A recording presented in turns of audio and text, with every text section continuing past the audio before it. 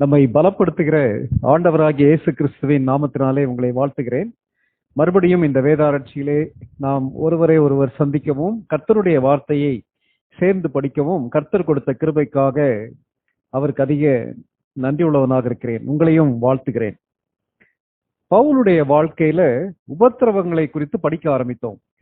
கடந்த வாரத்திற்கு முந்தின வாரம் படிக்கும் போது முன் அறிவிக்கப்பட்ட பாடுகள், முன் அறிவிக்கப்பட்ட உபத்திரவங்கள் சொல்லி படிச்சோம். அதுல இயேசு கிறிஸ்துடைய போதனை, அப்போஸ்தலருடைய போதனை, பவுலுடைய வாழ்க்கை, பவுலுடைய போதனையை குறித்து பார்த்தோம். கடைசியாக இயேசு கிறிஸ்துவின் சீடராகிய அப்போஸ்தலராகிய யோவானின் போதனையை குறித்து நம்ம படித்தோம்.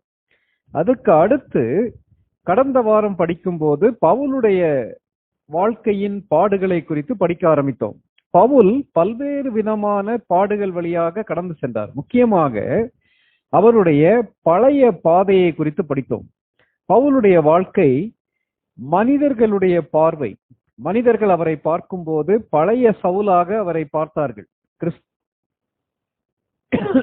கிறிஸ்தவர்களை துன்பப்படுத்தக்கூடிய, கிறிஸ்தவத்துக்கு எதிரான ஒரு மனிதனாக பார்த்தார்கள். அதன் விளைவு அவர்கள் ஏற்றுக்கொள்ளவில்லை. அது அவருடைய இருதயத்தை அதிகமாக பாதித்திருக்கும் சொல்லி படிச்சோம். இரண்டாவது, பவுல் தன்னை தானே பார்க்கும்போது பாவிகளில் பிரதான பாவி நான் சொல்லுகிறார். ஆனால் கிறிஸ்துவினிடத்திலே நான் இரக்கம் பெற்றேன் சொல்லுகிறார். கடைசியாக பவுல் தன்னுடைய வாழ்க்கையிலே உள்ளான போராட்டத்தை குறித்து எழுதுகிறார். அந்த ரோமர் 7வது அதிகாரத்துல படித்தோம் இல்லையா? நான் விரும்புகிறதை செய்யாமல் வெறுக்கிற தீமையை செய்கிறேன், நான் அல்ல, எனக்குள் வாசமாயிருக்கிற பாவமே அப்படி செய்கிறதுன்னு சொல்லுகிறார். தேவனுடைய மனிதனாகிய பவுலுக்கு இவ்விதமான பிரச்சனைகள் இருந்ததுன்னு சொல்லி நம்ம படிச்சோம். ஓகே, இன்னைக்கு பாடுகளின் பாதையை குறித்து தொடர்ந்து படிக்க போகிறோம். அது பழைய பாதை. அடுத்து பாடுகளின் பாதை. பவுல் பல்வேறு விதமான பாடுகள் வழியாக கடந்து சென்றார். ஆண்டவராகிய இயேசு கிறிஸ்து எவ்விதமாக பல்வேறு விதமான பாடுகள் வழியாக கடந்து சென்றபடினாலே நானும் நீங்களும் கடந்து செல்லக்கூடிய பாதையை புரிந்து கொள்ளக்கூடிய ஒரு ஆண்டவராக நான் புரிந்து வைத்திருக்கிறேன் சொல்றார் இல்லையா? அவ்விதமாக பவுலுடைய வாழ்க்கையிலே அவர் கடந்து போன பாடுகளின் பாதையை நம்ம படிக்கும் போது அது நமக்கு அதிக ஆசீர்வாதமாக அமையும் சொல்லி நம்புறேன். இன்னைக்கு ஒரு காரியத்தை குறித்து முக்கியமாக படிக்க போறோம். இதை பல்வேறு பகுதிகள் உண்டு. இதை நான் பிரிச்சிருக்கும் போது முதலாவது பிரித்திருக்கக்கூடிய காரியம் உள்ளத்தின் வேதனைகள். உள்ளத்தின் வேதனைகள்.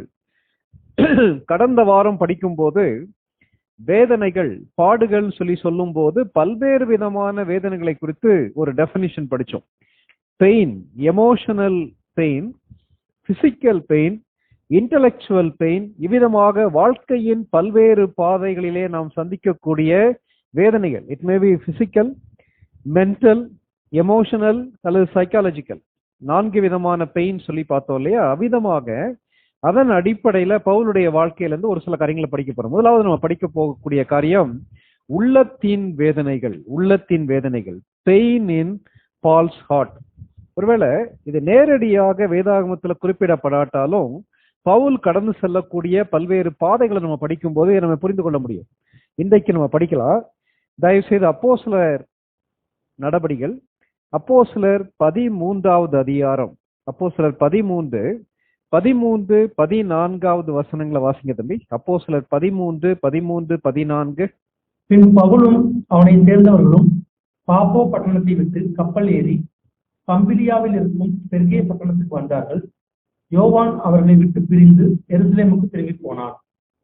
ஓகே, அவர்கள் பெர்கே பட்டணத்தை விட்டு புறப்பட்டு பிசிசியா நாட்டில் உள்ள அந்தியோகியாவுக்கு வந்து ஓய்வு நாளிலே ஜெபாலயத்தில் பிரவேசித்து உட்கார்ந்தார்கள். தேங்க்யூ தம்பி. இந்த வசனங்கள்ல பவுல் ஒவ்வொரு இடமாக எவ்விதமாக சென்று ஊழியம் செய்கிறார் என்பதை குறித்து படிக்கிறோம். இந்த இடத்துல, அதாவது இந்த பிசிதியாவில் உள்ள அந்தியோகியா, இந்த இடத்துல முக்கியமாக பவுல் ஆண்டவருடைய ஊழியத்தை செய்கிறார். அங்க போய் என்ன செய்யறாங்கன்னா ஜெப ஆலயத்துக்கு போறாங்க. Jewish synagogue.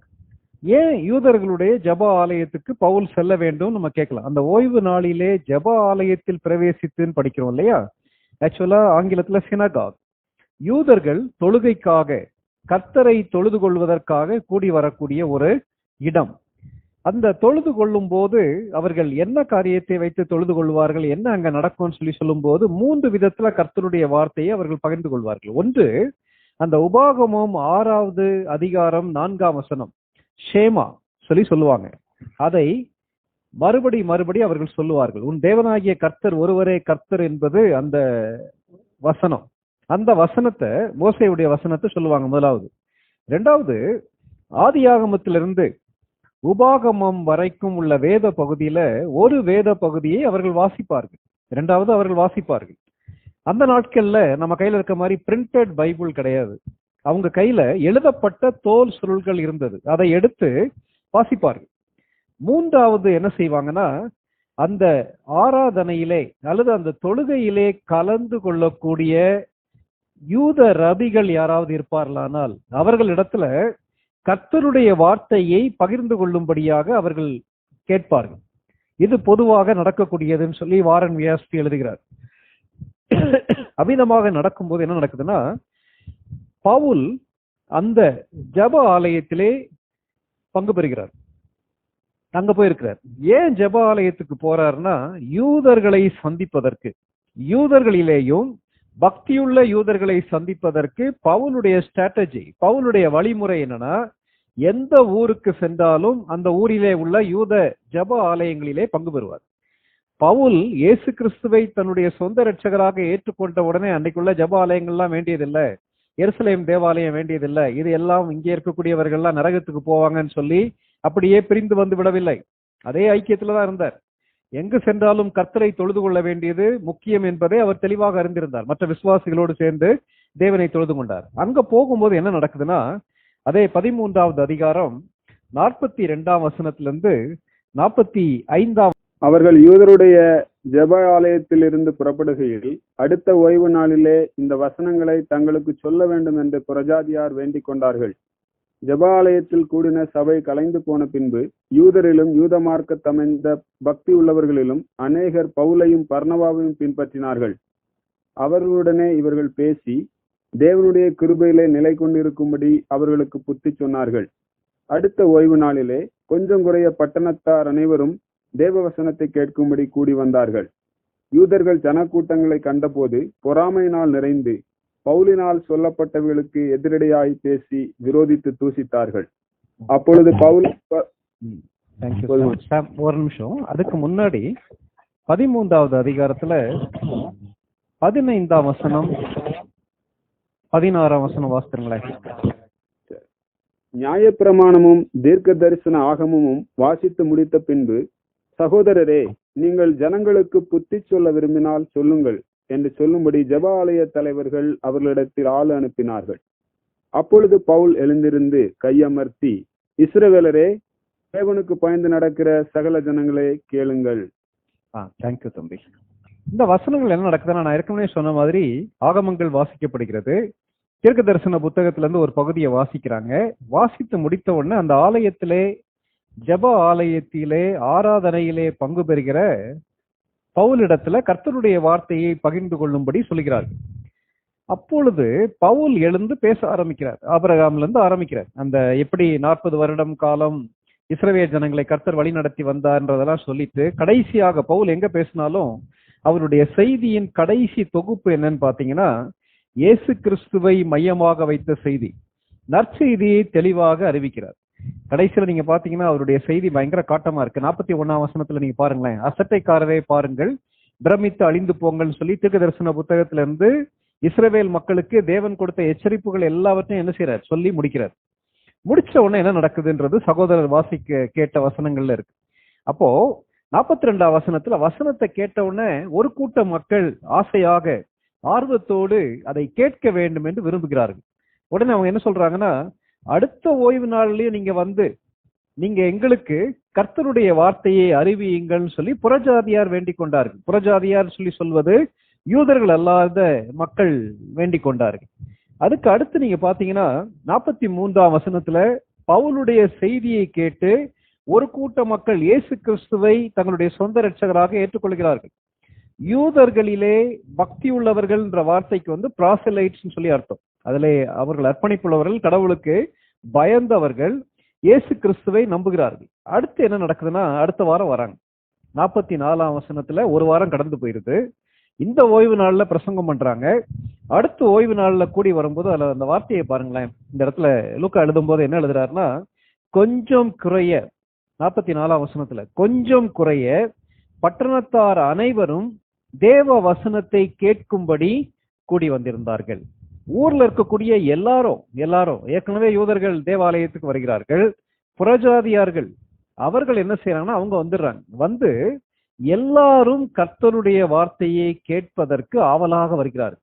இப்போ என்ன நடக்குதுன்னா, இத பார்த்த உடனே யூதர்கள்ல ஒரு கூட்ட மக்கள் 45ஆம் வசனத்துல அவங்க என்ன தெரியுமா செய்யறாங்க, ஜனக்கூட்டங்களை கண்டபோது பொறாமையினால் நிறைந்து பவுலினால் சொல்லப்பட்டவைகளுக்கு எதிரிடையாய் பேசி விரோதித்து தூஷித்தார்கள்.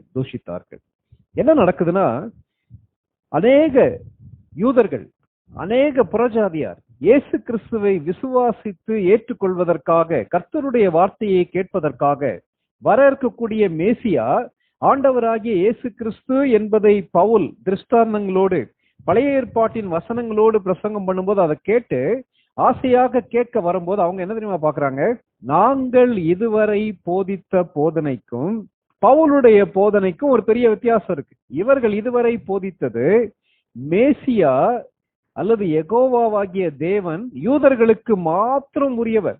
புறஜாதியார் எதற்காக உலகத்துல இருக்கிறாங்கன்னா, தேவனாலே சுட்டரிக்கப்படுவதுதான் இருக்கிறாங்க. இதான் அவங்களுடைய யூதர்களுடைய போதனை.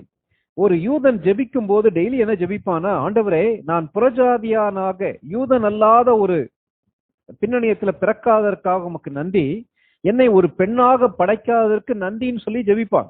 புறஜாதியார்கள் சபிக்கப்பட்டவர்கள், அவர்கள் அழிவுக்கு நேராக செல்லக்கூடியவர்கள் சொல்லி அவங்க எவ்வளவு நாள் யோசிச்சுக்கிட்டு இருக்காங்க. ஆனால் இந்த இடத்துல இயேசு கிறிஸ்துவை குறித்து, இயேசு கிறிஸ்து கொடுக்கக்கூடிய கிருபையை குறித்து பவுல் தெளிவாக பிரசங்கம் பண்ணுகிறார். இதை பார்த்த உடனே ஒரு பெரிய கூட்டம் சுவிசேஷத்தை கேட்பதற்காக ஆர்வமாக கூடி வருகிறார்கள். எங்கெல்லாம் ஆண்டவர் அவருடைய பணியை நல்ல முறையில செய்கிறாரோ அந்த இடத்துல எதிர்ப்புகளும் உண்டு இல்லையா? உடனே அதுல வரக்கூடிய ரியாக்ஷன் என்னன்னு பாத்தீங்கன்னா, யூதர்கள் ஜனக்கூட்டங்களை கண்டபோது பொறாமையினால் நிறைந்து பவுலினால் சொல்லப்பட்டவைகளுக்கு எதிரிடையாய் பேசி விரோதித்து தூஷித்தார்கள். பவுல் சந்தித்த முக்கியமான ஒரு காரியம் என்னன்னா, பொறாமை, ஜலசி. பொறாமையின் அடிப்படையில் குற்றம் சொல்லுதல், பொறாமையின் அடிப்படையில் குறை சொல்லுதல், பொறாமையின் அடிப்படையில் பவுலுக்கு விரோதமாக மக்கள் பேச ஆரம்பித்தார்கள், எதிரடையாக பேசினார்கள், பவுலை தூஷித்தார்கள். பவுல் பேசக்கூடிய காரியத்துல எந்த தப்புமே கிடையாது. ஆனால் பவுல் பேசும்போது இவ்வளவு பெரிய கூட்ட மக்கள் பவுலுடைய பிரசங்கத்தை கேட்க வருகிறார்கள் என்பதை அந்த யூதர்களாலே பொறுத்து கொள்ள முடியவில்லை. இது பவுலுடைய உள்ளத்தை அதிகமாக வேதனைப்படுத்தி இருக்கும். பவுல் எங்கெல்லாம் ஊழியம் செய்ய போகிறாரோ அவர் சந்தித்த முக்கியமான பிரச்சனை அந்த பொறாமையின் அடிப்படையில் வரக்கூடிய பகை, பொறாமையின் அடிப்படையில் வரக்கூடிய தூஷணம், பொறாமையின் அடிப்படையில் வரக்கூடிய எதிர்ப்பு. இது நம்ம வேதத்துல பல்வேறு இடங்கள்ல வாசிக்கிறோம் இல்லையா? முக்கியமாக நம்முடைய ஆண்டவராகிய இயேசு கிறிஸ்து தேவனுடைய குமாரன் மனுஷகுமாரனாக வந்து இந்த உலகத்துல பிதாவுடைய சித்தத்தை செய்து கொண்டிருக்கும் போது, அவர் நன்மை செய்கிறவராகவே சுற்றி தெரிந்த போது அவரை பார்த்து அன்றைக்கு இருந்த வேதபாரகரும் பரிசேயரும் பிரதான ஆசாரியரும் பொறாமைப்பட்டார்கள். ஆகவே இவனை அழித்து விட வேண்டும், இவரை கொலை செய்து விட வேண்டும் என்று கங்கணம் கட்டிக்கொண்டு அவர்கள் அதற்கென்று திட்டமிடுகிறார்கள். அப்போ அநேக நேரங்கள்ல நம்மை பாதிக்கக்கூடிய ஒரு காரியம் அல்லது தேவனுடைய மக்களை பாதிக்கக்கூடிய ஒரு பாடு என்னன்னா, காரணமற்ற விரோதங்கள், காரணமற்ற எதிர்ப்புகள், காரணமற்ற தூஷணங்கள். ஏன் இப்படி எனக்கு விரோதமாக பேசுறாங்க, ஏன் என்ன பகைக்கிறாங்க, ஏன் என்ன பிடிக்கல, நம்ம அடிக்கடி கேட்கிறோம்ல. அதற்கு முக்கியமான ஒரு காரணம் என்னன்னா, அவர்களை விட நாம் சிறப்பாக செயல்படும் போது, அவர்களை விட கர்த்தர் நம்மை அதிகமாக பயன்படுத்தும் போது, அது ஊழியமாக இருந்தாலும் சரி, உலக வேலையாக இருந்தாலும் சரி, அது நம்மை பாதிக்கும். நாம் அவர்கள் மீது பொறாமைப்படாமல் இருக்கலாம், ஆனால் அவர்கள் நம் மீது பொறாமைப்படுவார்கள். பழைய ஏற்பாட்டுடைய பக்கங்களிலே வாசிக்கிறோம் இல்லையா? தேவன் சவுலை விட தாவீதை வல்லமையாக பயன்படுத்துகிறார். சவுல் கோலியாத்துக்கு முன்பாக கோழையாக பயந்து நடுங்குகிறான். ஆனால் சாதாரண ஆடு மேய்க்கக்கூடிய வாலிபனாகிய தாவீது ஒரே ஒரு கவன் கல் மூலமாக அவ்வளவு பெரிய பெலிஸ்தியனை கீழே வீழ்த்திடுறார். உடனே எல்லா பெண்களும் பாடுகிறார்கள். ஞானம் இல்லாத விதத்தில் பாடினார்கள் சொல்லி ஒரு தேவனுடைய மனிதர் சொல்லுகிறார். என்ன பாடுறாங்க? சவுல் கொண்டது 1000, தாவீது கொண்டது 10,000, 10,000 சொல்லி பாடுறாங்க. இதை கேட்ட உடனே சவுல் என்ன தெரியுமா சொல்லுகிறார்? என்ன யோசிக்கிறார்னா, அது முதற்கொண்டு பழைய ஏற்பாட்டு சவுல் தாவீதை காய்மகாரமாய் பார்த்தான், எதிரியாக பார்க்க ஆரம்பித்தான். இதே காரியம் தான் இங்கதான் நடக்குது. நம்முடைய வாழ்க்கையில அநேக நேரங்கள்ல நம்ம கடந்து போகக்கூடிய பாதை பொறாமையின் அடிப்படையில் நம்மை பகைக்கக்கூடிய பகை, பொறாமையின் அடிப்படையில் நம்மை குறித்து பேசக்கூடிய அவதூறு. ஏன் இப்படிலாம் நம்மளை குறித்து பேசுறாங்க? காரணம், நம்மை வீழ்த்துவதற்கு, நம்மை கீழே தள்ளுவதற்கு மற்ற எந்த காரியத்தாலையும் முடியாது. ஆகவே அவர்கள் தவறான விதத்தில் நமக்கு எதிராக செயல்படுவார்கள். இன்னைக்கு இதை கேட்டிருக்க அருமையான சகோதர சகோதரிகளை, நீங்க ஒருவேளை ஸ்டூடெண்டா இருக்கலாம், அல்லது பல்வேறு பணி புரியக்கூடிய மக்களா இருக்கலாம். எந்த இடத்துல நீங்க பணிபுரிந்தாலும் சரி, படித்தாலும் சரி, அல்லது ஒரு குடும்பத்தை கட்டியமைக்கக்கூடிய ஒரு ஹோம் மேக்கரா இருக்கலாம். எந்த பொறுப்புல நீங்க இருந்தாலும் சரி, அல்லது ஆண்டவருடைய ஊழியத்தை செய்யக்கூடிய ஒரு மனிதனாக அல்லது ஒரு சகோதரியாக இருக்கலாம். யாராக இருந்தாலும் சரி, நாம் உண்மையும் உத்தமமாக கடவுளுக்கு பிரியமாக நாம் செயல்படும் போது, ஆண்டவர் நம்மை பயன்படுத்தும் போது, ஆண்டவர் நம்மை ஆசீர்வதிக்கும் போது, மக்கள் நம் மூலமாக ஆசீர்வதிக்கப்படும் போது நாம் சந்திக்கக்கூடிய முக்கியமான பிரச்சனை இந்த பொறாமை. ஒருவேளை இந்த பொறாமையின் அடிப்படையில மக்கள் பேசக்கூடிய பேச்சுகள், பொறாமையின் அடிப்படையில் அவர்கள் நம்ம இடத்துல காட்டக்கூடிய பகை நம்மை செயலற்றவர்களாக மாற்றி அப்படியே உட்கார வச்சிடக்கூடாது. பவுல் இந்த இடத்துல உறுதிப்பட்ட ஊழியர்னு சொல்லி சொல்லும் போது அவரை மனதளவில் பாதிக்கக்கூடிய காரியங்கள். ஏன் இப்படி பேசுறாங்க? கடவுளுடைய பணியை தானே செய்யறாரு, கடவுளுடைய வார்த்தையை தானே பேசுறாரு, கடவுளுக்கு நேராக தானே மக்களை வழி நடத்துகிறார்லாம் கேட்கலாம். ஆனால் பவுல் இதை வெகு ஞானமாக, வெகு சிறப்பாக கையாண்டார். எவ்விதமாக கையாண்டார்ன்றதை இந்த பகுதியில படிக்கலாம். 46ஆம் வசனம், அப்போஸ்தலர் 13:46 வாசிங்க தம்பி. அப்பொழுது பவுலும் பர்னபாவும் தைரியம் கொண்டு அவர்களை நோக்கி, முதலாவது உங்களுக்கே தேவவசனத்தை சொல்ல வேண்டியதா இருந்தது, நீங்களோ அதை தள்ளி உங்களை நித்திய ஜீவனுக்கு அபாத்திரராக தீர்த்து கொள்ளுகிறபடியினால் இதோ நாங்கள் புறஜாதியாரிடத்தில் போகிறோம். 47 அப்படியே வாசிங்க தம்பி. நீர் பூமியின் கடைசி பரியந்தமும் இரட்சிப்பா இருக்கும்படி உம்மை ஜாதிகளுக்கு ஒளியாக வைத்தேன் என்கிற வேத வாக்கியத்தின்படி கர்த்தர் எங்களுக்கு கட்டளையிட்டு இருக்கிறபடியினால் இப்படி செய்கிறோம் என்றார்கள். இதுல வரக்கூடிய வார்த்தைகளை லூக்கா ரொம்ப கவனமாக எழுதியிருக்காரு. என்ன எழுதியிருக்காருன்னா, அப்பொழுது பவுலும் பர்னபாவும் சோர்ந்து போய்விட்டார்கள் சொல்லி சொல்லப்படல. அப்பொழுது பவுலும் பர்னபாவும் தாங்கள் செய்யக்கூடிய காரியத்தை செய்யாமல் நிறுத்திவிட்டார்கள் சொல்லி சொல்ல, அல்லது சிறப்பானதை செய்வதன் மூலமாக, கர்த்தருக்கு பிரியமான காரியத்தை செய்வதன் மூலமாக ஏன் வீணான விரோதத்தை நம்ம உருவாக்கலாம், நமக்கு ஏன் பிரச்சனைன்னு சொல்லலாம் யோசிக்கல. அதுல ஒரு வார்த்தை வருது பாருங்க, அவர்கள் தைரியம் கொண்டு they were very bold. அருமையான சகோதர சகோதரிகளே, இந்த தைரியம், பொறாமைக்கு எதிராக செயல்படக்கூடிய தைரியம், பொறாமையினால் சோர்ந்து போகாதபடிக்கு செயல்படக்கூடிய தைரியம் நம்முடைய சொந்த முயற்சினால முடியாது. யாரிடத்துல இருந்து வரும் தெரியுமா? பரிசுத்த ஆவியானவரே பொய்யான குற்றச்சாட்டுகளை நோக்கி வரும்போது, பழி சுமத்தும் போது, மக்கள் எதிர்க்கும் போது தைரியமாக நான் என்னுடைய பணியை செய்ய, தைரியமாக அவர்களிடத்திலே பேச எனக்கு கிருபை தாரும் என்று நம்ம ஜெபிக்க வேண்டும். இவ்விதமான மக்களை நம்ம சந்திக்கலன்னா நம்ம கூனி குறுகி இருப்பதற்கு வாய்ப்பு உண்டு. ஆனால் எதிர்ப்பு கூடும் போது, நமக்கு எதிராக பேசக்கூடிய மக்கள் வரும்போது நாம் இன்னும் கவனமாக வாழ்வதற்கு, இன்னும் தைரியமாக வாழ்வதற்கு அந்த வாய்ப்பை நம்ம பயன்படுத்தி கொள்ள முடியும். இன்னைக்கு நம்ம எப்படி இருக்கோம் கொஞ்சம் யோசித்து பார்க்கலாம். இவர்கள் தைரியம் கொண்டார்கள். they were very bold at that situation. ஆண்டவரே, என்னுடைய வாழ்க்கையில் பொறாமையின் அடிப்படையில மக்கள் தீது பேசும்போது, என்னை எதிர்க்கும் போது பவுலை போல, பர்னபாவை போல தைரியமாக அந்த சூழ்நிலையை சந்திக்க, மனிதர்களை சந்திக்க எனக்கு கிருபை தாரும் என்று ஜெபிக்க வேண்டியது முக்கியம் இல்லையா? கொஞ்சம் யோசித்து பாருங்க. பிசாசு இந்த சூழ்நிலைகள் எல்லாவற்றையும் பயன்படுத்தி நம்மை சோர்வடைய பண்ணணும்னு சொல்லி யோசிக்கும் போது நாம் தைரியமாக அதை சந்திக்க வேண்டும். முதலாவது. இரண்டாவது, அவர்கள் என்ன செய்கிறாங்கன்னா தெளிவாக பேசுகிறார்கள். தாங்கள் பேசுவது சத்தியம் என்பதை ஆணித்தரமாக யூதர்கள் புரியக்கூடிய விதத்தில் அவர்கள் பேசுகிறார்கள். 46ஆம் வசனத்துல அதான் வாசிக்க கேட்டோம்.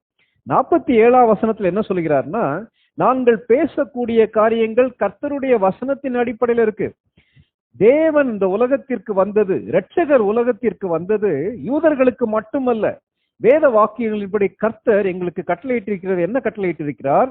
பூமியின் கடைசி பரியந்தமும் ரட்சிப்பா இருக்கும்படிக்கு உம்மை ஜாதிகளுக்கு ஒளியாக வைத்தேன் சொல்லுகிறார். நாங்கள் பேசுவது உண்மை, நாங்கள் செய்வது சரியான காரியம். ஆகவே நீங்கள் என்னை குற்றப்படுத்துவதற்கோ என்னை எதிர்ப்பதற்கோ வாய்ப்பு இல்லைன்னு சொல்லி தைரியமாக அவர்கள் பேசுகிறார்கள். விளைவு என்ன தெரியுமா? 48, 49வது வசனங்களை வாசிங்க. 48, 49வது வசனங்களை. புறஜாதியார் அதை கேட்டு சந்தோஷப்பட்டு கர்த்தருடைய வசனத்தை மகிமைப்படுத்தினார்கள். நித்திய ஜீவனுக்கு நியமிக்கப்பட்டவர்கள் எவர்களோ அவர்கள் விசுவாசித்தார்கள். கர்த்தருடைய வசனம் அத்தேசம் எங்கும் பிரசித்தமாயிற்று. நாம் காயங்களை ஏற்றுக்கொள்ளும் போது, ஒருவேளை நம்ம கல்லெறியப்படும் போது, நாம் எதிர்ப்புகளை சந்திக்கும் போது, மக்கள் நம்மை கீழே விழ தள்ள வேண்டும் என்று முயற்சி எடுக்கும்போது நம்ம விழுந்துட்டோம்னா கர்த்தருடைய திட்டம் நிறைவேறாது. இந்த இடத்துல பவுல் அநியாயமான குற்றச்சாட்டுகளை, அநியாயமான தூஷணங்களை சகித்து கொண்டார். காரணம் என்னன்னா, இந்த பாதை வழியாகத்தான் இயேசு கிறிஸ்து சென்றார். பொறாமையை நம்ம சந்திக்கதான் வேண்டும். பொறாமையின் அடிப்படையில் வரக்கூடிய எதிர்ப்புகளை சந்திக்கதான் வேண்டும். பொறாமையின் அடிப்படையில் வரக்கூடிய தூஷணங்களை, நம்மை குறித்து அவதூறா பேசுறாங்கல்ல, கேவலமா பேசுறாங்களா, அதை சந்திக்கதான் வேண்டும். அதன் வழியாக தைரியமாக கடந்து சென்று தெளிவாக பேசும்போது என்ன நடக்கும்னா, புறஜாதியாருக்கு கர்த்தருடைய வசனத்தை தெளிவாக பிரசங்கிக்கிறார்கள். அவர்கள் கர்த்தரை மைமைப்படுத்தினார்கள், அவர்கள் கர்த்தரை விசுவாசித்தார்கள். 42ஆம் வசனத்தை பாருங்களேன். கர்த்தருடைய வசனம் அத்தேசம் எங்கும் பிரசித்தமாயிற்று. எதிர்ப்புகள் கூட, நம்மை பகைக்கக்கூடிய மக்கள் கூட நாம் தைரியப்படுத்தப்படுகிறோம், நாம் பலப்படுகிறோம், நாம் அநேகருக்கு ஆசீர்வாதமாக மாற்றப்படுகிறோம். கேட்டிருக்க அருமையான சகோதர சகோதரிகளே, அநேக நேரங்கள்ல நம்மை குறித்து தவறாக பேசும்போது, நம்ம எதிர்க்கும் போது நமக்குள்ள பயம் வந்துருது இல்லையா? இவர்கள் என்ன ஏதோ செஞ்சிருவாங்களோ, என்னுடைய பெயரை கெடுத்து விடுவார்களோ, என்னுடைய பணியை நிறுத்தி விடுவார்களோ நம்ம யோசிக்கிறோம். அவர்கள் பேசின காரியங்கள், அவர் செய்த காரியத்தையே மனசுல உட்கார்ந்து யோசித்துட்டு இருக்கோம். ஆனால் பவுல் இங்கே யோசித்தது என்ன தெரியுமா? கர்த்தருடைய மகிமை, கர்த்தருடைய திட்டம், கர்த்தருடைய வசனம் பரவ வேண்டும். அது பவுலுடைய வாழ்க்கையில் ஒரே நோக்கமாக இருந்தது. அதோட விட்டுட்டாங்களா? இல்லையே.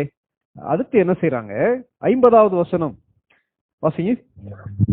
யூதர்கள் பக்தியும் கனமும் உள்ள ஸ்திரீகளையும் பட்டணத்து முதலாளிகளையும் எடுத்துவிட்டு பவுலையும் பர்னபாவையும் துன்பப்படுத்தும்படி செய்து தங்கள் எல்லைகளுக்கு புறம்பாக அவர்களை துரத்தி விட்டார்கள். இவர்கள் தங்கள் கால்களில் படிந்த தூசியை அவர்களுக்கு எதிராக உதறி போட்டு இக்கோனியா பட்டணத்திற்கு போனார்கள். பொறாமை அதோடு நின்று விடாது. பொறாமைய தைரியமா பவுல் ஃபேஸ் பண்றார். தைரியமாக அவங்களோட பேசுறாங்க. அதை கண்டு அவர்கள் சோர்ந்து விடவில்லை, தங்களுடைய பணியை செய்யறாங்க. இத பார்த்த உடனே அவங்க என்ன செய்யறாங்கன்னா, பக்தியும் கனமும் உள்ள ஸ்திரீகளையும் பட்டணத்து முதலாளிகளையும் எடுத்துவிட்டு தங்களுடைய பவர் அவங்க யூஸ் பண்றாங்க. இதோடைய பின்னணியம் என்ன? பார்க்லே என்ன எழுதுறாருன்னா, சுவிசேஷம் அல்லது யூதர்களுடைய அந்த யூத மதம் சுற்றிலும் உள்ள ரோமா தேசங்கள்ல அதிகமாக பரவியது. ஏன் பரவிச்சுன்னா, அது ஆண்களை விட பெண்கள் மத்தியில அதிகமான இம்பாக்ட் உருவாக்குச்சு. ஏன் இம்பாக்ட் உருவாக்குச்சுன்னா, பெண்கள் அன்றைக்கு திருமணமான பெண்கள் தங்களுடைய கணவர் மூலமாக அதிகமாக பாதிக்கப்பட்டார்கள். கணவருக்கு ஒழுக்க நெறின்னு ஒண்ணுமே கிடையாது. ஆனால் யூத மார்க்கத்துல கடவுளுக்கு பயந்து ஒழுக்க நெறியோடு வாழக்கூடிய சத்தியங்கள் போதிக்கப்பட்டது. அதுல பாலிய தூய்மை, மனைவிக்கு உண்மையாக இருப்பது, இந்த காரியங்கள்லாம் போதிக்கப்பட்டது. ஆகவே ரோமாபுரியில் உள்ள அல்லது புறஜாதியார் மத்தியில யூத மார்க்கத்தை பெண்கள் அதிகமாக விரும்பினார்கள். அதிகமான பெண்கள் அவர்கள் யூத மார்க்கத்தை பின்பற்ற ஆரம்பித்தார்கள். மற்ற சமயத்திலிருந்து அந்த யூத சமயத்துக்கு நேராக திரும்ப ஆரம்பித்தார்கள். அப்படி இருக்கும்போது அவர்களுடைய இன்ஃப்ளூயன்ஸ் மூலமா என்ன நடக்குதுன்னா, அங்க உள்ள முக்கியமான முதலாளிகள், முக்கியமான பொறுப்பில் இருக்கக்கூடிய மக்கள் அவர்கள் யூத மார்க்கத்துக்கு நேராக திரும்ப ஆரம்பித்தார்கள். சரி, இதெல்லாம் நடக்குது. அப்படி நடக்கும் போது ஒரு பெரிய கூட்டம் யூத மார்க்கத்துக்கு நேராக திரும்பி கொண்டு வருது. இப்ப இதெல்லாம் பார்த்துட்டே இருக்கும்போது தங்களை போல முக்கியமான நபர்களை யூத மார்க்கத்துக்கு நேராக திருப்புவதற்கு இந்த யூதர்கள் முயற்சி எடுத்துக்கிட்டு இருக்கும்போது இங்கே ஒரு புதிய உபதேசம் வருகிறது. யூதருடைய தேவாலயத்துல பிரசங்கம் பண்ண சொன்னா இயேசு கிறிஸ்துவ குறித்து பவுல் பிரசங்கம் பண்றாரு. விளைவு, மக்கள் எல்லாரும் யூத மார்க்கத்துக்கு நேராக திரும்புவதற்கு பதிலாக, புறஜாதியாரை வெறுப்பதற்கு பதிலாக கிறிஸ்துவுக்கு நேராக திரும்புகிறார்கள். இது யூதர்கள் மத்தியில ஒரு பெரிய வெறுப்பை உருவாக்கியது. ஆகவே என்ன செய்யறாங்கன்னா, தங்களிலே பக்தியும் கனமும் உள்ள ஸ்திரீகளையும் பட்டணத்து முதலாளிகளையும் எடுத்துவிட்டு அவங்களை துன்பப்படுத்தும்படி செய்து அவர்களை தங்கள் எல்லைகளுக்கு புறம்பாக துரத்தி விட்டார்கள். அந்த வார்த்தையை கொஞ்சம் யோசித்து பாருங்களேன். விரட்டி விட்டார்கள், துரத்தி விட்டார்கள். எதற்காக துரத்தி விட்டார்கள்? அவர்களும் யூதர்கள் தான், பவுலும் யூதர் தான், பர்னபாவும் யூதர் தான். பவுல் ஒரு நல்ல தன்னுடைய கோத்திரத்தை அறிந்த ஒரு யூதன், கமாலியேலுடைய பாதத்தருகே படித்து வந்த ஒரு மனிதன். ஆனால் ஆண்டவருக்காக வாழ்ந்ததுடைய விளைவு, ஆண்டவருடைய சுவிசேஷத்தை அறிவித்ததுடைய விளைவு என்ன தெரியுமா? துன்பப்படுத்தப்படுகிறார், எதிர்க்கப்படுகிறார். கடைசியில் என்ன செய்யறாங்க? அவங்கள விரட்டி விட்டுறாங்க, அந்த இடத்த விட்டு விரட்டிடுறாங்க. நம்முடைய வாழ்க்கையில நிறைய நேரங்கள் அது நடக்குது இல்லையா? நம்மை மக்கள் ஒதுக்கி வைக்கும் போது, நம்மை ஒரு இடத்துல இருந்து விரட்டி விடலோன்னு சொல்லி முயற்சி எடுக்கும் போது நாம் சோர்ந்து போக வேண்டிய அவசியம் இல்லை. என்ன தெரியுமா செய்யறாங்க? பவுலும் பர்னபாவும் என்ன செய்தார்கள்ன்றது 51ஆம் வசனத்துல வாசிக்க கேட்டோம். அவர்கள் தங்கள் கால்களில் படிந்த தூசியை அவர்களுக்கு எதிராக உதறி போட்டு இக்கோனியா பட்டணத்திற்கு போனார்கள். ஏன் விதமாக செய்தார்கள்? பொறாமையின் அடிப்படையில் எதிரியாக செயல்பட்ட மக்களுக்கு விரோதமாக சாபம் போட்டாங்களா? இல்ல. அந்த சூழ்நிலையும் கர்த்தருடைய வார்த்தையின்படி அவர்கள் செயல்பட்டார்கள். லூக்கா எழுதிய நற்செய்தி நூல் 9வது அதிகாரம் 5ஆம் வசனம் வாசிங்க. லூக்கா 9:5. உங்களை ஏற்றுக்கொள்ளாதவர்கள் எவர்களோ அவர்களுடைய ஊரை விட்டு நீங்கள் புறப்படும் போது அவர்களுக்கு சாட்சியாக உங்கள் கால்களில் படிந்த தூசியை உதறி போடுங்கள் என்றார். இந்த இடத்துல ஆண்டவர் தன்னுடைய சீஷர்களை அவருடைய பணிக்குன்னு சொல்லி அனுப்பும் போது பல்வேறு காரியங்களை சொல்லி அனுப்புறார். நான் உங்க கூட இருப்பேன், உங்களுடைய தேவைகள் எல்லாத்தையும் சந்திப்பேன், நீங்க போய் சுவிசேஷத்தை அறிவிங்கலாம் சொல்றார். சொல்லும் போது எதிர்ப்புகள் வரும்போது, மக்கள் நம்ம ஏற்றுக்கொள்ளாத போது நீங்கள் எவ்விதமாக செயல்படணும்னு சொல்றார். உங்களை ஏற்றுக்கொள்ளாதவர்கள் எவர்களோ, அது ஏற்கனவே சொல்லிட்டார், என்ன ஏற்றுக்கொள்ளாமல் இருக்காங்க. நீங்கள் அவர்களுடைய வீட்டை விட்டு புறப்படும் போது அல்லது அந்த ஊரை விட்டு புறப்படும் போது அவர்களுக்கு சாட்சியாகனா அவர்கள் உங்களை ஏற்றுக்கொள்ளவில்லை, அவர்கள் சுவிசேஷத்தை ஏற்றுக்கொள்ள விரும்பவில்லை, அவர்கள் சுவிசேஷத்தின் நிமித்தமாக உங்களை பகைக்கிறார்கள் என்பதற்கு சாட்சியாக உங்க கால்ல ஒட்டி இருக்க தூசியை கூட நீங்க உதறிட்டு போயிருங்க, அங்கிருந்து நீங்க எதையுமே எடுத்துட்டு வராங்கன்னு சொல்லிட்டு 10வது அதிகாரம் 14-15வது வசனங்களை வாசிங்க. 10, 14, 15, 16 வசனங்களை வாசிங்க. நியாயத்தீர்ப்பு நாளில் உங்களுக்கு நேரிடுவதை பார்க்கிலும் தீருவுக்கும் சீதோனுக்கும் நேரிடுவது லகுவாயிருக்கும்.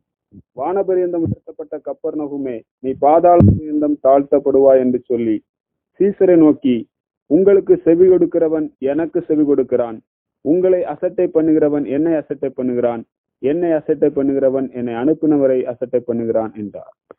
ஆண்டவர் நம்முடைய பாடுகளை குறித்து, நானும் நீங்களும் கடந்து போகக்கூடிய பாதையை குறித்து எவ்வளவு அக்கறையுடைய ஒரு ஆண்டவர் இல்லையா?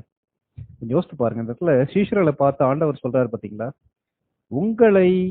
உங்களுக்கு செவி கொடுக்கிறவன் எனக்கு செவி கொடுக்கிறான். நீங்க சொல்றத கேட்கிறவங்க நான் சொல்றத கேட்கிறாங்க. உங்களை அசட்டை பண்ணுகிறவன் என்னை அசட்டை பண்ணுகிறான், உங்களை விரும்பாதவன் என்னையும் விரும்பவில்லைன்னு சொல்றாரு.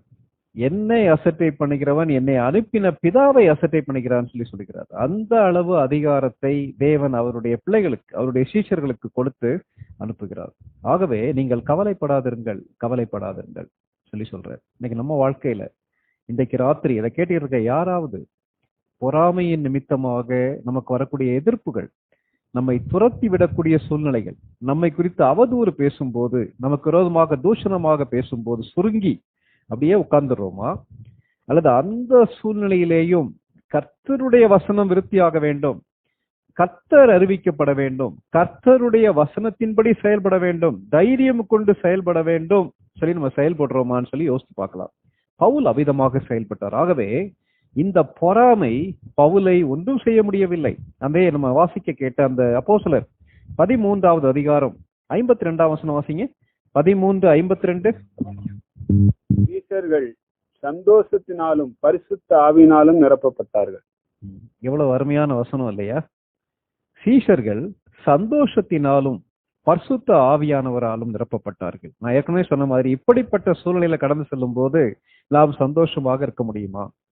இப்படிப்பட்ட சூழ்நிலையில கடந்து செல்லும் போது பரிசுத்த ஆவியானவரால் நிரப்பப்பட முடியுமா? என் நாமத்து நிமித்தம் மனுஷர் உங்களை நிந்தித்து துன்பப்படுத்தி பலவிதமான பொய்யான காரியங்களை உங்கள் பேரில் சொல்வார்களானால் நீங்கள் பாக்கியவான்களாய் இருப்பீர்கள் சொல்லி இயேசு கிறிஸ்து மலை பிரசங்கத்துல பிரசங்கித்தாரே. அப்போ மத்தேயு எழுதிய நற்செய்தி நூல் 5வது அதிகாரம் 11ஆம் வசனத்துல வாசிக்கிறோம்ல, என் நிமித்தம் உங்களை நிந்தித்து துன்பப்படுத்தி பலவிதமான தீமையான மொழிகளையும் உங்கள் பேரில் பொய்யாய் சொல்வார்களானால் நீங்கள் பாக்கியவான்கள். பாக்கியவான்கள். இன்னைக்கு அநேக நேரங்களில் என்ன செய்தி கேட்கிறோம்? ஒரு வீட்டுல 4-5 கார் வைத்திருக்கிறவர்கள் பாக்கியவான்கள், கோடிக்கணக்கில் சம்பாதிக்கக்கூடிய மக்கள் பாக்கியவான்கள், அல்லது தாங்கள் செய்த காரியம் எல்லாம் வெற்றியாக கூடியவர்கள் பாக்கியவான்கள்ன்ற செய்தியை கேட்கிறோம். ஆனால் இந்த மலை பிரசங்கத்துல இயேசு கிறிஸ்து பேசும்போது பிளஸட், ஆசீர்வதிக்கப்பட்டவர்கள், பாக்கியவான்கள், சந்தோஷமானவர்கள் சொல்லி சொல்லும்போது இப்படி ஒரு பட்டியலை சேர்க்கிறார். என்ன தெரியுமா சொல்லுகிறார்? என் நிமித்தம், என் நிமித்தம், எனக்காக நீங்கள் வாழ்வது நிமித்தம், எனக்காக நீங்கள் செயல்படுவது நிமித்தம் உங்களை நிந்தித்து துன்பப்படுத்தி. நான் அதெல்லாம் எக்ஸ்பிளைன் பண்ண வேண்டிய அவசியம் இல்லை. துன்பங்களும் நிந்தனைகளும் ஒவ்வொருவருக்கும் ஒவ்வொரு விதத்துல இருக்கலாம். நீங்க எந்த பாதையில போயிட்டு இருக்கீங்கன்னு தெரியாது. ஆனால் வசனம் தெளிவாக சொல்கிறது, பலவிதமான தீமையான மொழிகளையும், என்ன பத்தி இப்படி பேசுறாங்களே, இவ்வளவு கேவலமா பேசுறாங்களே, தீமையான மொழிகளையும் உங்கள் பேரில் பொய்யாய் சொல்வார்கள் பாக்கியவான்களா இருப்பீர்கள். கொஞ்சம் யோசித்து பாருங்களேன். உண்மை இல்ல, நம்ம செய்யக்கூடிய தவறுகளை மக்கள் பேசுவதில் அது உண்மை. அது நம்ம செய்யக்கூடிய தவறுக்கு நம்ம கிடைக்கக்கூடிய தண்டனை. ஆனால் சரியான காரியத்தை செய்யும் போது பொறாமையின் நிமித்தமாக, அது அவர்களுக்கு பிடிக்காத நிமித்தமாக, நமக்கு விரோதமாக அநேக காரியங்களை பொய்யாய் சொல்வார்களால் நீங்கள் பாக்கியவான்கள், நீங்கள் பாக்கியவதிகள் சொல்லி கர்த்தர் சொல்லுகிறார். அதோட அந்த வசனம் முடிஞ்சிச்சுன்னா அதுல அர்த்தம் இல்லை. மலை பிரசங்கத்துல சீஷர்கள் ஆண்டவர் என்ன தெரியுமா எதிர்பார்க்கிறார்? 12ஆம் வசனம், சந்தோஷப்பட்டு களிகூறுங்கள், பரலோகத்தில் உங்கள் பலன் மிகுதியா இருக்கும், உங்களுக்கு முன்னிருந்த தீர்க்கதரிசிகளையும் அப்படியே துன்பப்படுத்தினார்களே. இப்போ இந்த வசனத்தை பார்த்துட்டு அந்த 13வது அதிகாரம் கடைசி வசனத்தையும் கொஞ்சம் கவனிங்களேன். சீஷர்கள் சந்தோஷத்தினாலும் பரிசுத்த ஆவியினாலும் நிரப்பப்பட்டார்கள். ஆண்டவரே, மக்கள் என்னை பொறாமையின் அடிப்படையில பகைக்கும் போது, மக்கள் பொறாமையின் அடிப்படையில் என்னை தூஷிக்கும் போது, பொறாமையின் அடிப்படையில் என்னை துன்பப்படுத்தும் போது, பொறாமையின் அடிப்படையில் என்னை துரத்தி விடும் போது சந்தோஷப்பட களிகூற எனக்கு கிருபை தாரும். ஏன் சந்தோஷப்படலாம்? ஆண்டவருடைய நாமத்தின் நிமித்தமாக நாம் சந்தோஷப்பட வேண்டும். நாம் ஏன் சந்தோஷப்பட வேண்டும்? ஆண்டவருடைய நாமத்தின் நிமித்தமாக, ஆண்டவருக்காக இந்த காரியங்களை சகிப்பதற்கு கர்த்தர் அனுமதித்தபடினாலே சந்தோஷப்பட வேண்டும். இது எப்பொழுது சாத்தியமாகும்? பரிசுத்த ஆவியானவரால் நிரப்பப்பட்டார்கள். ஆண்டவரே, இந்த பாதையில கடந்து போகும்போது தைரியத்தை தாரும், சந்தோஷத்தை தாரும், சோர்ந்து விடாதபடி என்னை காத்துக்கொள்ளும் நம்ம ஜெபிப்போமானா, உபத்திரவங்கள் பவுலை உறுதிப்படுத்தப்பட்ட ஊழியராக மாற்றிவிட்டது. அதனால உபத்திரவம் நம்மை தைரியம் உள்ளவர்களாக, இன்னும் கர்த்தருக்காக சிறப்பாக செயல்படுகிறவர்களாக மாற்றுமே தவிர நம்மை அது உருக்குலைக்காது. இது பவுலுடைய வாழ்க்கையில சந்தித்த முக்கியமான ஒரு காரியம். இன்னும் ஒரு பகுதியை நம்ம படிக்கலாம். தயவு செய்து நம்முடைய வேத புத்தகத்தை பவுல் பிலிப்பியருக்கு எழுதிய நிருபத்துக்கு நம்ம திருப்பி வைத்துக் கொள்ளலாம். பவுல் பிலிப்பியருக்கு எழுதும் போது இதே வார்த்தை மறுபடியும் வருகிறது. பவுல் பிலிப்பியருக்கு எழுதிய நிருபம் 1வது அதிகாரம் 15-16 வசனங்களை வாசிங்க. பிலிப்பியர் 1:15-16 வாசிங்க. சிலர் பொறாமையினாலும் விரோதத்தினாலும், சிலர் நல் மனதினாலும் கிறிஸ்துவை பிரசங்கிக்கிறார்கள். சிலர் என் கட்டுகளோட உபத்திரவத்தையும் கூட்ட நினைத்து சுத்த மனதோட கிறிஸ்துவை அறிவியாமல் விரோதத்தினாலே அறிவிக்கிறார்கள். இந்த இடத்துல பவுல் தான் சந்தித்த ஒரு பாடுபடக்கூடிய ஒரு சூழ்நிலையை இந்த இடத்துல விளைக்கிறார். பிலிப்பியருக்கு பவுல் எழுதும் போது எதற்காக இந்த நிருபத்தை எழுதுகிறார்னு சொல்லி பாத்தீங்கன்னா, நம்ம ஏற்கனவே படித்த மாதிரி பவுல் தேவைகள் மத்தியில கடந்து செல்லும் போது, உண்மையாகவே அவர் அந்த ரோமாபுரிய சிறைச்சாலையில் இருக்கும்போது அவருடைய சாப்பாட்டுக்கு பணம் தேவைப்பட்டது, தங்குவதற்கு பணம் தேவைப்பட்டது, அவருடைய அடிப்படை தேவைகள் சந்திக்கப்படுவதற்கு பணம் தேவைப்பட்டது. அப்பொழுது இந்த பிலிப்பிய திருச்சபையிலிருந்து பவுலுக்கு தேவைகளை எல்லாம் சந்திச்சாங்க. நம்ம ஏற்கனவே உன்னதருடைய உறவுகள்ன்ற பகுதியில் அதை பற்றி படிச்சிருக்கோம். அவர்களுக்கு நன்றி செலுத்தும் வண்ணமாக இந்த லெட்டரை பவுல் எழுதுறார். இந்த கடிதத்தை எழுதுவது அவங்களுக்கு ஒரு தேங்க்ஸ் லெட்டரா எழுதுறாரு. பிலிப்பியரே, நீங்கள் எனக்கு இவ்வளவு ஹெல்ப் பண்ணியிருக்கீங்க, உங்களுடைய ஈகைக்காக, உங்களுடைய அர்ப்பணிப்பிற்காக நன்றின்னு சொல்லுகிறார். இரண்டாவது, அது மாத்திரமல்ல, இது பவுல் உருவாக்கின திருச்சபை. இந்த திருச்சபை யார் மூலமாக உருவாக்கப்பட்டது? பவுலாலே உருவாக்கப்பட்டது. அதை குறித்து நம்ம வாசிக்க வேண்டாம். அப்போஸ்தலர் 16வது அதிகாரம் 11ஆம் வசனத்திலிருந்து 40ஆம் வசனம் வரைக்கும் அதுல வாசிக்கிறோம். அப்போஸ்தலர் 16, 11 முதல் 40 வரைக்கும் வாசிக்கிறோம். இது எந்த திருச்சபை? அந்த ஐரோப்பா கண்டத்துல உருவாக்கப்பட்ட முதல் திருச்சபை இந்த திருச்சபை.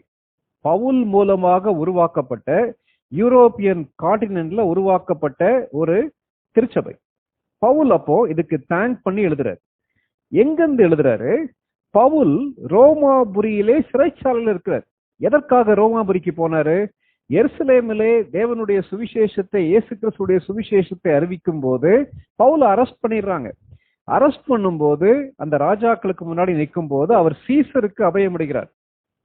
ரோம சக்கரவர்த்தியை நான் சந்திக்க வேண்டும், அவர் என்னுடைய நியாயத்தை விசாரிக்க வேண்டும் சொல்லி அவங்களுக்கு சவால் விடுறாரு. ஆகவே அவங்க என்ன செய்யறாங்கன்னா, ரோமன் கோர்ட்டுக்கு, ரோமாபுரியிலே உள்ள அந்த நீதிமன்றத்துக்கு சென்று பவுலுக்கு நீதி கிடைக்கும்படியாக அவரை பேக் பண்ணி அங்கிருந்து அனுப்புறாங்க. அப்போ அவர் எங்க போறாரு? ரோமாபுரிக்கு போறாரு. ரோமாபுரியில போய் ரோமர்களுக்கான அந்த ரோமாபுரியிலே உள்ள சிறைச்சாலையிலே அவர் இருக்கிறார். அந்த சிறைச்சாலையில் இருந்து பவுல் இந்த கடிதத்தை எழுதுகிறார். இந்த கடிதத்தை எழுதுவதுடைய முக்கியமான நோக்கம் என்னவென்றால் அவர்களுக்கு நன்றி செலுத்தி எழுதுகிறார். ஆனா இந்த கடிதத்துடைய ஸ்பெஷாலிட்டி என்னன்னா, நீங்கள் சந்தோஷமாயிருங்கள், மறுபடியும் சந்தோஷமாயிருங்கள் என்று உங்களுக்கு சொல்லுகிறேன் சொல்லுகிறார். அதாவது வாழ்க்கையின் எல்லா சூழ்நிலைகளிலையும் நீங்கள் சந்தோஷமாக இருக்க வேண்டும் சொல்லுகிறார். ஏறக்குறைய 16 முறை ரிஜாய்ஸ் இன் த லார்ட் அந்த வார்த்தை, கர்த்தருக்குள் சந்தோஷமாயிருங்கள்ன்ற வார்த்தையை பவுல் எழுதுகிறார். எங்கிருந்து எழுதுறார்? ஜெயிலில் இருந்து எழுதுறார். எங்கிருந்து எழுதுகிறார்? சாப்பாட்டுக்கு வழி இல்லாத சூழ்நிலையிலிருந்து எழுதுகிறார். எங்கிருந்து எழுதுகிறார்? தங்குவதற்கு சாதகம் இல்லாத ஒரு சூழ்நிலையிலிருந்து எழுதுகிறார். சரி, எப்படி எழுதுகிறார்? தன்னுடைய வாழ்க்கையின் அனுபவத்திலிருந்து எழுதுகிறார். நான் பொறாமையின் மூலமாக பாதிக்கப்பட்டிருக்கிறேன். நான் சுவிசேஷத்தை அறிவிக்கும் போது மக்கள் பொறாமையினாலே என்னுடைய கட்டுகளோடு உபத்திரவத்தை கூட்டும்படியாக அவர்கள் பொறாமை நிமித்தமாக சுவிசேஷத்தை அறிவித்தார்கள் சொல்லுகிறார். சரி, இந்த இடத்துல பவுல் இந்த பொறாமையை, இந்த மக்களை எவ்விதமாக கையாண்டார் என்பதை குறித்து நம்ம படிக்க போறோம். அதை மாத்திரம் படித்து நம்ம முடிக்கலாம். பிலிப்பியர் 1வது அதிகாரம் 12ஆம் வசனத்திலிருந்து 14 வரைக்கும் வாசிங்க. சகோதரரே, எனக்கு சம்பவித்தவர்கள் சுவிசேஷம் பிரபலமாகும்படிக்கு ஏதுவாயிற்று என்று நீங்கள் அறிய மனதா இருக்கிறேன். அரமனை எங்கும் உள்ளவர்களுக்கும் மற்ற யாவருக்கும் என் கட்டுகள் கிறிஸ்துவுக்குள்ளான கட்டுகள் என்று வெளியரங்கமாகி, சகோதரரில் அநேகர் என் கட்டுகளாலே கர்த்தருக்குள் திடன் கொண்டு பயமில்லாமல் திருவசனத்தை சொல்லும்படி அதிகமாய் துணிந்திருக்கிறார்கள். இந்த வசனங்களை பார்க்கும்போது பவுலுடைய கண்ணோட்டம் எந்த அளவுக்கு வித்தியாசமா இருக்கு பாருங்களேன். நான் இவ்வளவு கஷ்டப்படுறேன், நான் பாடுபடுறேன் சொல்லி புலம்பி தள்ள, அதுல பவுல் எழுதும் போது ஒவ்வொரு வார்த்தையிலேயும் ஒரு ஆப்டிமிஸ்டிக் பெர்ஸ்பெக்டிவ், ஒரு நேர்மறையான சரியான கண்ணோட்டத்தோடு தன்னுடைய பாடுகளை குறித்து பவுல் சொல்றார். இந்த வசனங்களை அப்படியே கொஞ்சம் கூர்ந்து கவனிங்களேன். பவுல் வார்த்தைகளை எவ்வளவு கவனமா பயன்படுத்துறாரு. சகோதரரே, எனக்கு சம்பவித்தவைகள் சுவிசேஷம் பிரபல்யமாகும்படிக்கு ஏதுவாயிற்று என்று நீங்கள் அறிய மனதாயிருக்கிறேன். அருமையான பிலிப்பிய திருச்சபை மக்களே, என்னுடைய வாழ்க்கையில வரக்கூடிய பாடுகள், என்னுடைய வாழ்க்கையிலே வரக்கூடிய இழப்புகள், என்னுடைய வாழ்க்கையிலே வரக்கூடிய எதிர்ப்புகள், இவை எல்லாவற்றையும் தேவன் எடுத்து என் மூலமாக சுவிசேஷம் மற்றவர்களுக்கு பரம்புவதற்கு காரணமாயிற்றுன்னு சொல்லுகிறார். அப்போ பவுல் சொல்லக்கூடிய காரியம் என்ன தெரியுமா? என்னுடைய வாழ்க்கையில ஆண்டவர் அனுமதிக்காதபடிக்கு எதுவுமே நடக்காது. அடிக்கடி நம்ம என்ன தெரியுமா யோசிக்கிறோம்? மக்கள் நமக்கு விரோதமாக செயல்படும் போது, பேசும்போது, காரியங்களை செய்யும் போது, ஐயோ இவங்க எனக்கு விரோதமாக செயல்படுகிறார்களே நம்ம யோசிக்கிறோம். ஆனா வேத வசனம் என்ன தெரியுமா சொல்லுகிறது? நம்முடைய வாழ்க்கை அவருடைய கரத்துல பத்திரமா இருக்குது. உலகத்தில் இருப்பவனிலும் உங்களில் இருப்பவர் பெரியவர்னு சொல்லி வேதத்துல தெளிவா நம்ம வாசிக்கிறோம். உங்களை தொடுகிறவன் என் கண்மணியை தொடுகிறான்னு சொல்லி கடவுள் வாக்கு பண்ணியிருக்கிறார். யோபு புத்தகத்தை படிக்கும் போது பிசாசு ஆண்டவரிடத்துல என்ன பெர்மிஷன் கேட்கிறான்? நீர் யோபுவையும் அவனுடைய வீட்டை சுற்றியும் வேலி அடைத்திருக்கிறீர், ஆகவே உம்முடைய அனுமதியின்றி நான் யோபுவை தொட முடியாதுன்னு சொல்லி சொல்கிறார். இதான் வேதம் கற்றுக் கொடுக்கக்கூடிய சத்தியம். அப்போ பவுல் தெளிவாக அறிந்து வைத்த காரியம், என்னுடைய வாழ்க்கையிலே தேவன் எதை அனுமதித்தாலும் அது அவருடைய நாம மகிமைக்கு ஏதுவாக இருக்கும், அவருடைய ராஜ்யத்தின் விருத்திக்கு ஏதுவாக இருக்கும், எனக்கு பயனுள்ளதாக இருக்குமே தவிர என்னை அழிப்பதற்காக கிடையாது. இன்னைக்கு நம்ம லைஃப்ல கொஞ்சம் யோசித்து பார்க்கலாம். எத்தனை முறை மனிதர்கள் நமக்கு விரோதமாக செயல்படும் போது வாழ்க்கையின் எதிர்மறையான சூழ்நிலைகள், நிச்சயமற்ற சூழ்நிலை வழியாக கடந்து செல்லும் போது சோர்ந்து போயிடுறோம்ல. காரணம் என்ன தெரியுமா? எனக்கு சம்பவித்தவைகள் என்னை அழிப்பதற்காக நடக்கிறதுன்னு நம்ம யோசிக்கிறோம். பயம் வந்துருது, தடுமாற்றம் வந்துருது, ஐயோ என்ன ஆகுமோன்ற யோசனை வருது. என்னையும் சேர்த்தான் சொல்றேன். ஆனால் கர்த்தர் அவை எல்லாவற்றையும் நன்மைக்கு ஏதுவாக அனுமதிக்கிறார். இதே பவுல் தான் அந்த ரோமருக்கு எழுதும் போது நமக்கு நன்றாக பரிச்சயமான வசனம் என்ன தெரியுமா? ரோமர் 8வது அதிகாரம் 28ஆம் வசனத்துல, அன்றியும் அவரது தீர்மானத்தின்படி அழைக்கப்பட்டவர்களாய் தேவனிடத்தில் அன்பு கூறுகிறவர்களுக்கு சகலமும் நன்மைக்கு ஏதுவாய் நடக்கிறது என்று அறிந்திருக்கிறோம் சொல்லி தைரியமாக சொல்லுகிறார். இந்த வசனத்தை மனப்பாடம் பண்ணணும். எதற்காக அனுமதிக்கிறார்? 29ஆம் வசனத்துல, இயேசு கிறிஸ்துவின் சாயலிலே என்னை உருவாக்குவதற்காக எல்லாவற்றையும் அனுமதிக்கிறார். கேட்டிருக்க அருமையான சகோதர சகோதரிகளே, கட்டுகள், உபத்திரவங்கள் ரோமாபுரிய சிறைச்சாலையில் இருக்கக்கூடிய பவுலை பாதிக்கவில்லை. காரணம், இவையெல்லாம் சுவிசேஷம் பிரபல்யமாவதற்காக கர்த்தர் அனுமதித்தார் என்பதை பவுல் தெளிவாக அறிந்து வைத்திருந்தார். ஏன்னா அந்த ஒரு பாசிட்டிவ் நோட்டோட ஆரம்பிக்கிறார். அந்த பாசிட்டிவ் நோட்ல தான் என்ன செய்ய முடியும்? சந்தோஷமாயிருங்கள், மறுபடியும் சந்தோஷமாயிருங்கள் என்று நான் உங்களுக்கு சொல்லுகிறேன் சொல்லி சொல்லுகிறார். யார் இடத்துல சொல்லுகிறார்?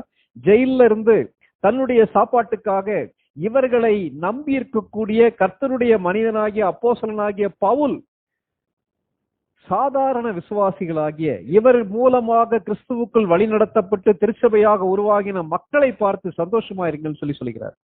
நம்முடைய வாழ்க்கையில எத்தனை முறை வாழ்க்கையின் பாடுகள், உபத்திரவம் மத்தியில் அப்படியே மூழ்கி போயிடுறோம்ல.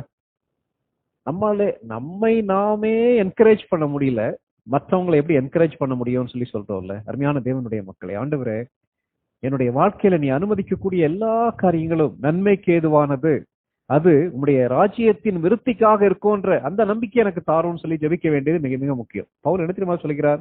13ஆம் வசனத்துல, அரமனை எங்கும் உள்ளவர்களுக்கும், பிலிப்பியர் 1:13, அரமனை எங்கும் உள்ளவர்களுக்கும் மற்ற யாவருக்கும் என் கட்டுகள் கிறிஸ்துவுக்குள்ளான கட்டுகள் என்று வெளியரங்கமாகி சகோதரரில் அநேகர் என் கட்டுகளாலே கர்த்தருக்குள் திடன் கொண்டு பயமில்லாமல் திருவசனத்தை சொல்லும்படி அதிகமாய் துணிந்திருக்கிறார்கள்.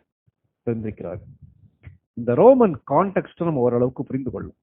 இதை குறித்து வாரன் வியாஸ்பி டீடைல்டா எழுதுறாரு. அந்த லெட்டர் டு பிலிப்பியன்ஸ், பிலிப்பியருக்கு எழுதிய நிருபத்தை குறித்து அவருடைய கமெண்ட்ரியில ரொம்ப டீடைலா எழுதுறாரு. அவர் எழுதக்கூடிய காரியம் என்னன்னா, அந்த சிறைச்சாலையை குறித்து பவுல் இவ்விதமாக எழுதுகிறார். என்ன எழுதுறாருன்னா, பவுல் கைகள் கட்டப்பட்டு கால்கள் கட்டப்பட்டு ரோம சிறைச்சாலையில இருக்கிறார். அதற்கு அடுத்து ஒருவேளை அவர் கொல்லப்படலாம். 2 தீமோத்தேயு அவர் எழுதிய கடைசி நிருபம். அவர் கட்டப்படும் போது சும்மா மாத்திரம் கட்டப்பட்டிருக்கவில்லை, அவருடைய கரங்கள் ஒரு போர் சேவகனோடு கட்டப்பட்டிருக்கும். இதான் அதுல உள்ள ரோமன் பிரிசனுடைய ஸ்பெஷாலிட்டி. அப்படிப்பட்ட ஒரு கைதியாக அவர் கட்டப்பட்டிருக்கார். கட்டப்பட்டிருக்கும் போது அந்த 24 மணி நேரத்துல மொத்தம் 4 சோல்ஜர்ஸ் வருவாங்க. ஒவ்வொரு 6 மணி நேரத்திற்கும் பவுலுடைய கையில இருக்கக்கூடிய கட்டை அவிழ்த்து அடுத்த ஒரு சோல்ஜர் தன்னுடைய கைகள்ல கட்டி அவரை தொடர்ந்து பாதுகாப்பார். அப்போ அந்த சீசருடைய கோர்ட்டு கொண்டு போய் அவனை பவுலை நிறுத்தும் வரைக்கும் இந்த பாதுகாப்பு தொடரும். அப்போ அந்த போர் சேவர்கள் 4 பேர் வரும்போது அந்த 4 பேரிடத்திலேயும் தான் கூட கைகள் கட்டப்பட்டு இருக்கக்கூடிய மனிதர்களோடு இயேசு கிறிஸ்துவுடைய அன்பை குறித்து பவுல் பேச ஆரம்பிக்கிறார். இப்படி கட்டிட்டாங்களே, இப்படி அநியாயம் பண்ணிட்டாங்களே, செய்யாத தப்புக்காக என்ன பிடிச்சு ஜெயில வச்சு இப்படி கட்டி வச்சிருக்காங்களேன்னு சொல்லி புலம்பல. அந்த வாய்ப்பை பயன்படுத்தி சுவிசேஷத்தை அந்த சிறைச்சாலையில உள்ளவங்களுக்கு, அரண்மனையில உள்ளவங்க எல்லாருக்கும் தெரியும்படியாக அவர் அறிவிக்கிறார். அரண்மனையில் இருக்கக்கூடிய எல்லாரும் சுவிசேஷத்தை அறிந்து கொள்ளும்படி எவ்விதமாக காரணமாயிட்டு, அது வரைக்கும் ரோமாபுரியில கிறிஸ்தவத்தை குறித்து ஒரு தெளிவான ஐடியா இல்லை. கிறிஸ்தவம் என்பது ஒரு புதிய செக்டர், ஒரு புதிய குரூப். என்ன குரூப் ஃபார்ம் ஆயிருக்கு? நாசரேத்தில் இருந்து இயேசு எனப்பட்ட ஒருவர் வந்தார்.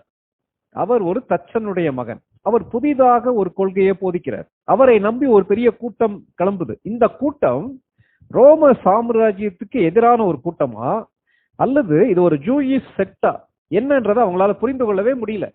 அப்போ அந்த சீசருக்கு முன்பாக, ரோம சக்கரவர்த்திக்கு முன்பாக பவுலை கொண்டு போய் நிறுத்தும் போது பிரதிவாதங்கள் தெளிவாக வைக்கப்பட வேண்டும். இவன் குற்றவாளி, எதற்காக நீங்க ரோம சிறைச்சாலைக்கு கொண்டு வந்தீங்கன்றத அன்றைக்கு உள்ள அந்த லாயர்ஸ் கரெக்டா வைக்கணும். அப்போ இந்த சூழ்நிலையை பயன்படுத்தி அந்த ரோம சிறைச்சாலையில உள்ளவங்க, ரோம அரண்மனையில உள்ளவங்க பவுல் மீது உள்ள குற்றத்தை நிரூபிப்பதற்கு கிறிஸ்தவத்தை தெளிவாக அறிந்து கொள்ள வேண்டும். அதற்காக பவுல்கிட்ட கேட்க ஆரம்பிக்கிறான். கொஞ்சம் யோசித்து பாருங்களேன். அப்போ ரோம சிறைச்சாலையிலே உள்ள மக்கள் கிறிஸ்துவை அறிந்து கொள்வதற்கு, ரோம அரண்மனையில் இருக்கக்கூடிய அபிஷியல்ஸ் கிறிஸ்துவை அறிந்து கொள்வதற்கு கர்த்தர் அந்த சூழ்நிலையை பயன்படுத்துகிறார் சொல்லி பவுல் சொல்லுகிறார். எவ்வளவு உன்னதமான ஒரு ஆண்டவர் இல்லையா? இந்த பகுதியை படிக்கும் போது எப்பனாலும் எனக்கு ஒரு காரியம் ஞாபகத்துக்கு வரும். அதை மாத்திரம் சொல்லி நம்ம ஜெபத்துக்குள்ள கடந்து போலாம்னு நினைக்கிறேன்.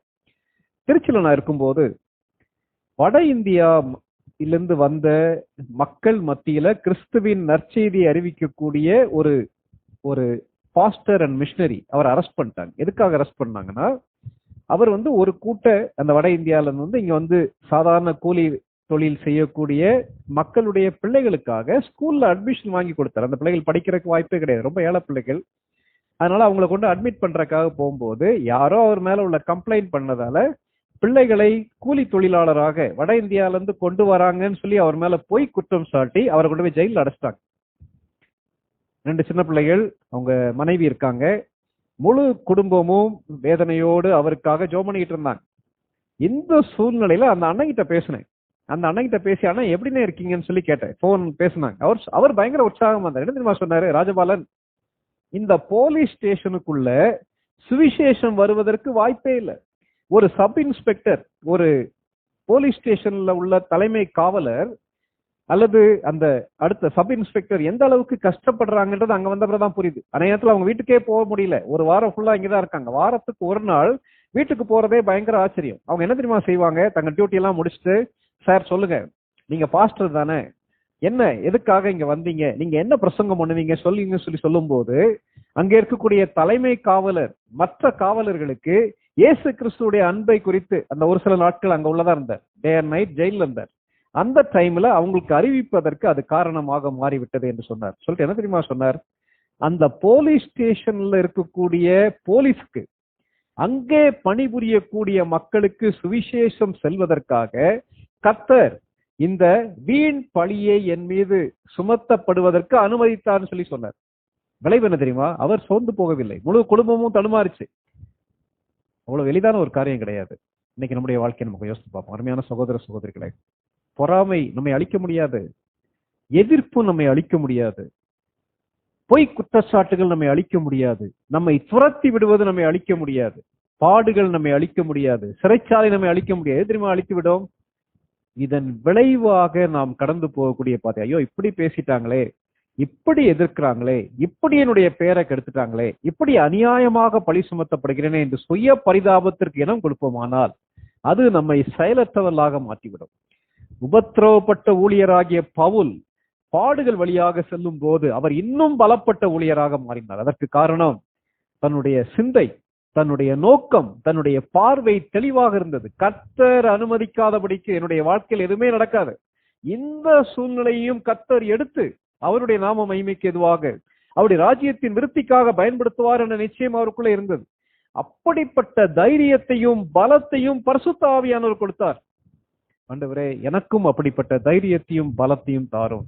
எந்த பாதையில கடந்து சென்றாலும் உமக்கு மகிமையாக வாழ, உம்முடைய சித்தத்தை நிறைவேற்ற பலப்பட எனக்கு கிருபை தாரும் சொல்லி நம்ம ஜெபிப்போம். ஆனால் அந்த சூழ்நிலைகளை தேவன் நமக்கு எடுத்து நமக்கும் மற்றவர்களுக்கும் கண்டிப்பாக ஆசீர்வாதமாக மாற்றுவார். இப்படிப்பட்ட கிருபையை தேவன் நமக்கு கொடுக்கத்தக்கதாக தலைகளை தாழ்த்தி கண்களை மூடி நம்ம ஜெபிக்கலாம்.